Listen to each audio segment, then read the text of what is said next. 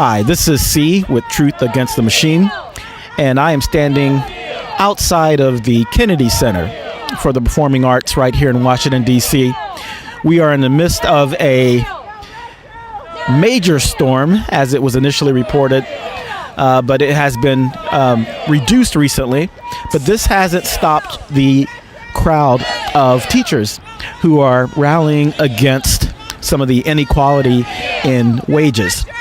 Inside the Performing Arts Center, there is a celebration that is honoring some of the teachers within the city. So what they're really focusing on is the fact that DC has a surplus, a budget surplus, and yet they believe that money is not going to where it's sorely needed, which is to improve the salaries of the teachers who are dedicated and have dedicated their lives to improve the education of the students here in Washington, D.C. You are rallying and protesting the surplus of the district that is really not going to the programs and the students and the teachers. It's not. And of course, the teachers union, we have 4,800 members. We are in our 5th year of not having pay raises given to teachers. In this school district, we have teachers who've actually moved the needle as far as academic achievement test scores, but they've not been rewarded. The teachers came here tonight to the Kennedy Center because this is the evening of what is called a standing ovation for teachers. And the teachers that are out here are highly effective, award-winning teachers who chose not to go inside to participate in a superficial demonstration of respect when they have gone for 5 years without a cost of living increase. When was the last time you saw a raise or remember a raise that actually impacted your life positively? When was the last time we had a raise? 2012. 2012. And I live in DC, and it's a very expensive city to live in, and a raise would really make my life a lot easier. I spent over $1,000 of my own personal money last year on my classroom supplies, and I haven't had a raise from DCPS. So we're not going to get one until 2018, and then it will be 2%. The city has boasted of having a $2.4 billion reserve, but it does not see the need to pay teachers retroactive pay for 5 years of going without cost of living increases. And it makes no sense. The mayor offered us a deal after putting off our contract for 5 years to give us $1 a day for those last 5 years. And we don't think that's acceptable for the work we did, the weight we put in. And we want her to come back to the table with a realistic offer. And we'd like a contract with retro pay.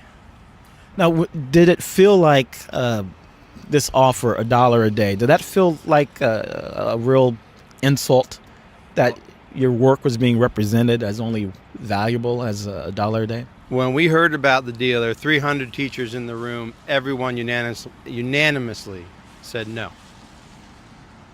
That's ridiculous. I want all DCPS teachers to be honored with a fair contract, an equitable contract that gives us the right to have our own opinions about our work conditions and doesn't take away our rights. And I'd like to be paid. I'd like to have a raise. Is this an instance of bringing attention, bringing awareness to the cause, or is this more of a last resort? Like, are the people inside here representative of a resistance to hear what you're seeking, or the teachers that are out here, as well as some that are inside, want to be recognized for the work that they've done over the past 5 years. Now, there are some inside who chose not to be out here, but the point is they all agree that they are entitled to retroactive pay after 5 years of going without retroactive pay. Whether or not this group represents the 4,800, this is a group who are award-winning teachers who chose not to be inside. There are others who chose to be inside, but they still agree that they are entitled to retroactive pay after 5 years. One of the things about waiting to negotiate a contract is that everybody's playing fair, and that when we put off the time, we put off time to get that retro pay in, we're expecting that. So it's not a game where you say, okay, well, we're going to start all over again later down the road. It does take a certain personality, a certain kind of person to stick to it, because you have bills, you have life gets in the way. So without this driving force that propels you to keep on going, what actually makes you spend $1,000 of your own money to affect that change? It's the kids. I see that they need it, and those are the things I have to have in my classroom, so I buy them, but I'm going to reach a point where I can't anymore. I mean, I physically can't, because like you said, I have bills to pay, I have other obligations that I have to take care of. Teachers are considered as being the gatekeepers to futures of kids who, in many cases, don't even stand a chance. And I think that in a city that purports to be an education city, we want our city to be considered as a sanctuary city for our kids. We have teachers who care about kids, who give their lives for kids, who give their salaries. They spend their own money on school supplies. That says a lot about the fact that they're in this profession not to get rich, but because they care about children. But we want the city to know that you've got to care about the teachers who care about the children, because they're the ones who are in the classrooms every day with kids. They're the ones who deal with the challenges of poverty that comes to schools. They don't complain about it. They simply want to be supported and rewarded for the work that they do. That's it. How long has this action been going? How long is this fight, and how long do you hope it lasts? Bless our president's heart, she has been very patient with this crew. I can't say that between Michelle Rhee and Kaya Henderson, they've not been honest brokers. Their whole game has been to undermine the union, lower our wages, and just bring in the contract laborers. We got Teach for America on a no-bid contract. Every year they're filling the core. And we've seen our wages grow very slowly. If you look at the average teacher pay, every year it's barely moving at this point, mostly because they've created a hostile climate, and older teachers are ready to retire and fewer teachers are coming in, and the teachers who are coming in, they're ready to move on as soon as they realize this is a game that's not about the kids. It's just about lowering the wages for the rich. Now, is this your first action, something like this, to bring this cause to the public's attention?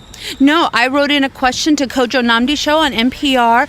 He had on the new chancellor, and I emailed a question to them. I went to Mayor Bowser's budget forum to try to understand the process a little bit more and express my own opinion. How do we take this kind of activism, these kinds of protests and solidarity, and actually impact the change? Is there any intention of meeting with some of the people, having a one-on-one? Yes. Well, number one, our union is one of 200 unions that belong to a labor community in D.C. And that labor community support a lot of the candidates who are now running our city as council members, the mayor, school board members. We have intentions of meeting with the mayor, because at this point we are negotiating directly with the city, because we are under mayoral control. So the person that controls the money for the schools is the mayor. Yes, we do plan to have a discussion with her. We want her to be able to sit down with us and work out an agreement where we can hammer out a way to say to teachers, we value the work that you've done. And even though the school district did not put money aside to pay you salaries, the city will step up and take up the void. That's what we want. It really is an interesting stark contrast. You have the backdrop of this wonderful center, and it's a celebration of wonderful teachers, wonderful colleagues that you work with. But it's sort of the presentation, and it's sort of what's put out there for the media and for the population at large to sort of accept and absorb as the norm.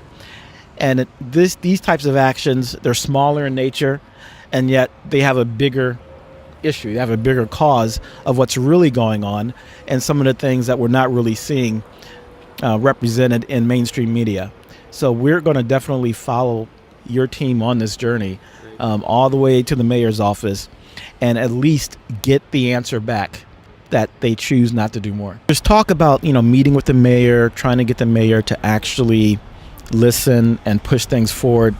And when do you want her to give you feedback?